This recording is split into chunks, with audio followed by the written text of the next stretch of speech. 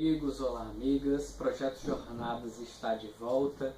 Eu resolvi gravar esse vídeo para que esse vídeo possa nos ajudar a entender os problemas emocionais, os problemas afetivos e os problemas de agitação que são tão comuns às crianças nos dias de hoje. De certa forma geram conflitos de relacionamento, porque afinal de contas isso às vezes gera muitos problemas para as famílias e a gente não entende por que eles estão desse jeito, né?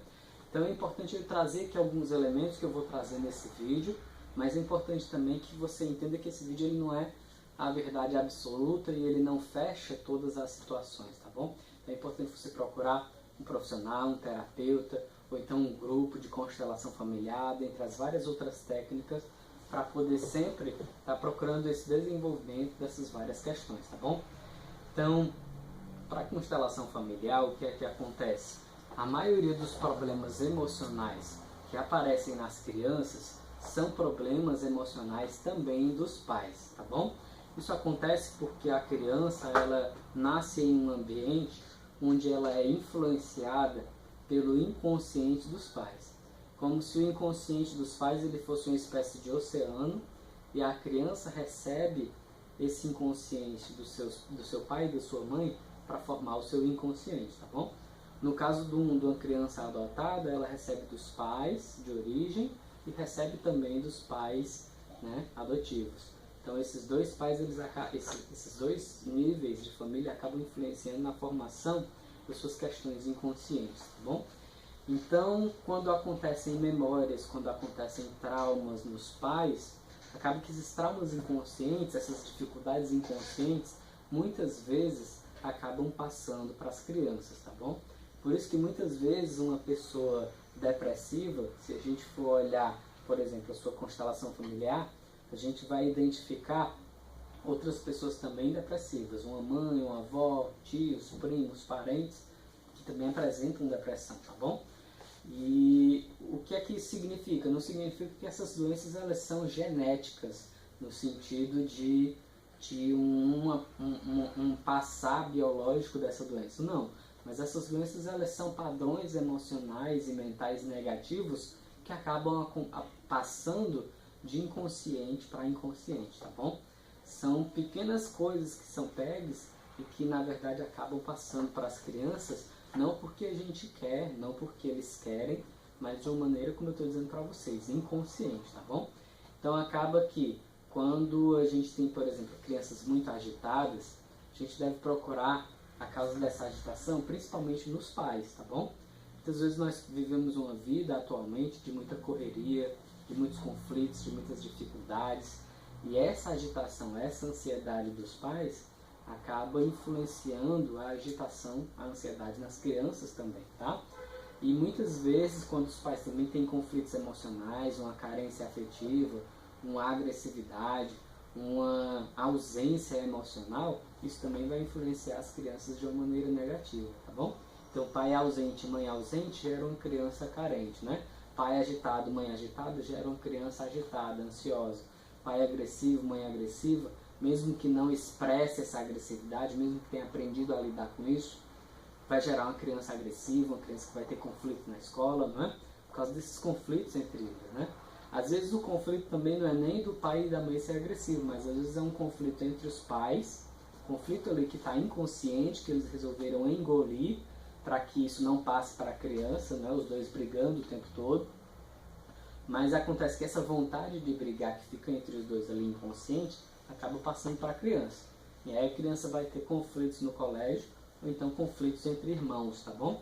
Porque os conflitos que os pais não resolveram, não trabalharam, acabam passando para a criança, e a criança vai expressar esses conflitos em algum contexto no qual ela vive. Seja com seus irmãos, seus primos, familiares, seja com os colegas da rua, os colegas do colégio, entre outros, tá bom? Então, é muito importante a gente perceber, né? Se sua criança está apresentando algum conflito emocional, alguma dificuldade, algum outro tipo de problema, né?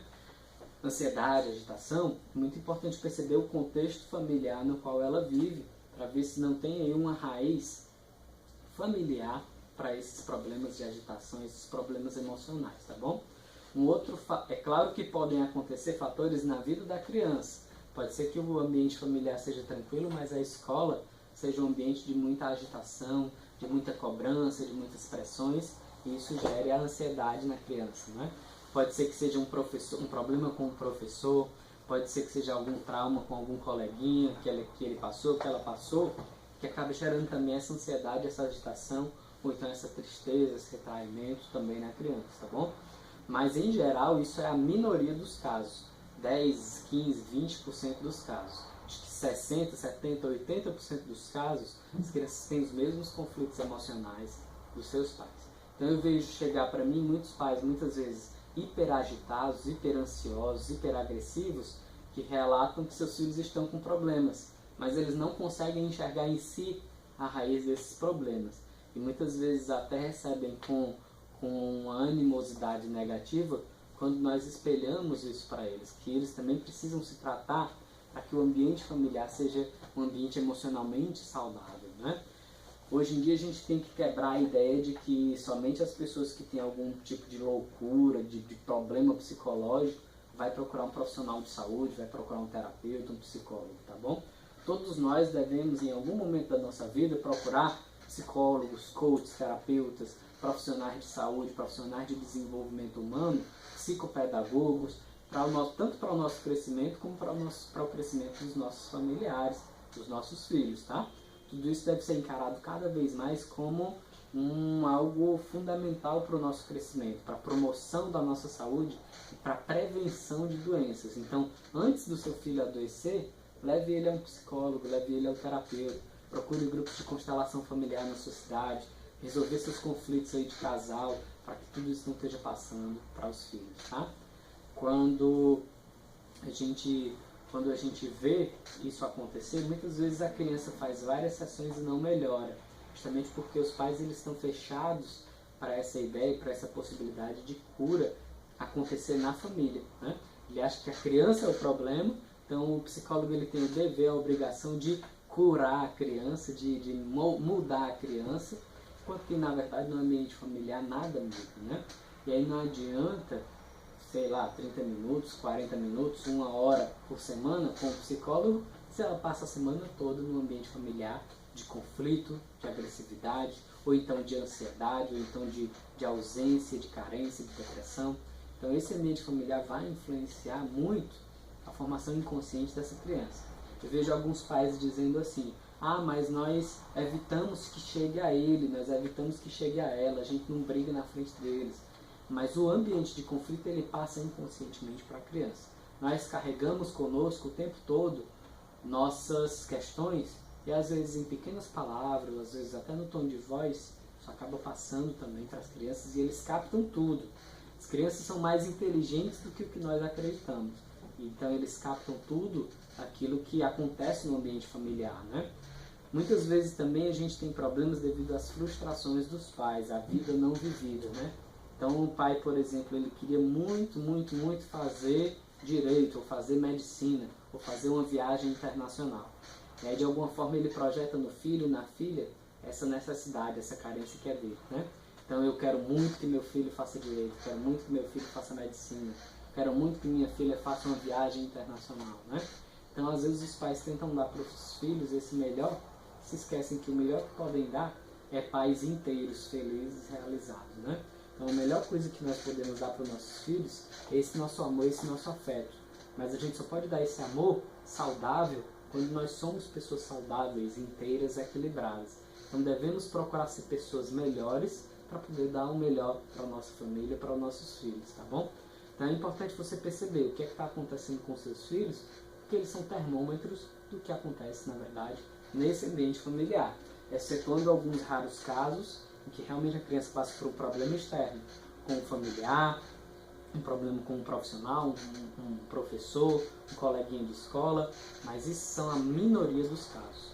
Outra questão importante são as perdas afetivas, a criança que perde um cachorrinho, a criança que perde um pai, que perde um avô, tudo isso às vezes um tio, tudo isso às vezes gera na criança vários sintomas, desde ansiedade até sintomas depressivos, sintomas de falta de concentração, também devido a um problema de perda de luto que acontece na vida da criança. E aí se eu tenho pais que tentam esconder para a criança, né? Não conseguem conversar com a criança para ajudá-la a elaborar esse luto, às vezes vai ser mais difícil ainda para a criança conseguir atravessar uma perda, atravessar uma dificuldade dessa. E é sempre bom, né? A gente indica sempre que você procure um profissional para ajudar seus filhos em situações desse tipo, tá bom? Eu vou falar também de outros fatores que são muito importantes e que são geradores também de muita agitação, de muita ansiedade nas crianças. O primeiro fator que eu vou falar é o fator alimentação. Muitas vezes a gente, devido à nossa vida corrida, a gente dá muitos alimentos prontos, alimentos industrializados para a criança, tá bom? Então essa alimentação fast food, cheia de açúcar, cheia de produtos químicos, vai gerar também muita agitação nas crianças. Então eu sempre recomendo também para os meus clientes, para os meus pacientes, que procurem um nutricionista, procurem um profissional que ajude a melhorar essa alimentação infantil. Mas principalmente procure dar uma alimentação mais saudável, uma alimentação feita em casa, uma alimentação mais natural, para que essa criança não esteja sempre recorrendo aí aos salgados, aos refrigerantes, sempre recorrendo aos biscoitos, aos produtos industrializados, que vão encher a corrente sanguínea dessa criança de produtos químicos e vão deixar o corpo num estado de luta, de desequilíbrio, de ansiedade, de agitação, de angústia. Isso vai se expressar externamente no comportamento da criança, tá bom? Uma outra questão que é sempre muito importante a gente relatar, que a gente sempre encontra com nossos pais, com os pais, com os familiares e suas relações com as crianças, a questão dos eletrônicos, tá certo? Hoje em dia a gente vive numa sociedade digital. Você está me vendo aí do outro lado através de um aparelho, seja uma TV, um tablet, um celular, um computador. Só que, ao mesmo tempo que os eletrônicos facilitam demais a nossa vida, a nossa comunicação, muitas vezes eles se tornam também um vício. Eles são utilizados em excesso, tanto por adulto quanto por criança. Nos adultos isso gera ansiedade, ainda que o adulto não perceba, e nas crianças mais ainda. Isso gera ansiedade, isso gera uma agitação infantil cada vez mais grave nos nossos dias atuais. Porque a linguagem dos eletrônicos é muito mais rápida, é muito mais acelerada. A linguagem das propagandas aí nos programas infantis é uma linguagem hiperapelativa, que faz com que as crianças se tornem cada vez mais cheias de desejos, cada vez mais agitadas, cheias de quereres, de vontades. E isso vai gerar cada vez mais conflito no relacionamento com os pais, né?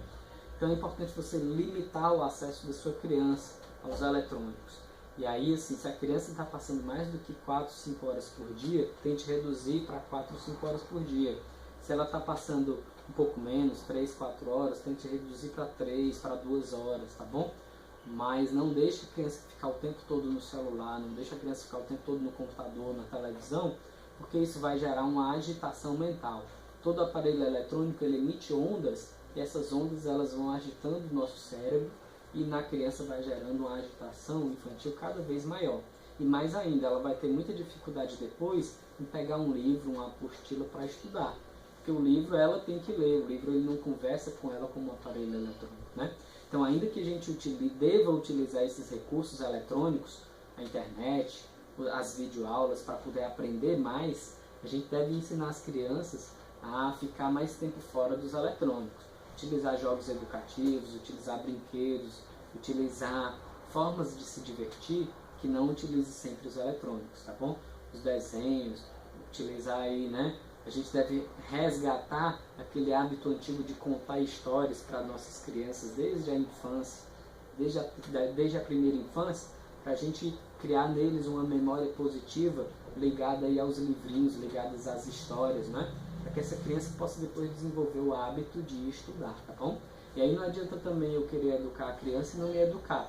Querer que a criança passe 1 hora por dia no eletrônico se eu passo o dia todo, né? Então eu tenho que também procurar sempre me educar, né? Não adianta eu proibir ele de assistir televisão e depois estar ligando a televisão para eu mesmo assistir, porque ele vai estar aqui do meu lado, assistindo comigo, né? Então não adianta eu querer fazer com a criança algo que eu não faço ainda. A criança vai ser o espelho do ambiente familiar, tá bom? Então é importante a gente se educar também, entender que se faz mal para a criança, faz mal para a gente também, se faz mal para a gente, faz mal para a criança também, e aprender a viver com mais equilíbrio, com mais harmonia. trabalhando as nossas questões emocionais, nossa ansiedade, nossa depressão, nossa agitação, trabalhando nossos problemas familiares, trabalhando nossa relação de excesso com o vício, com os eletrônicos, trabalhando nossa relação também com a nossa questão da alimentação. Uma vida mais saudável para os adultos vai significar uma vida mais saudável para as crianças.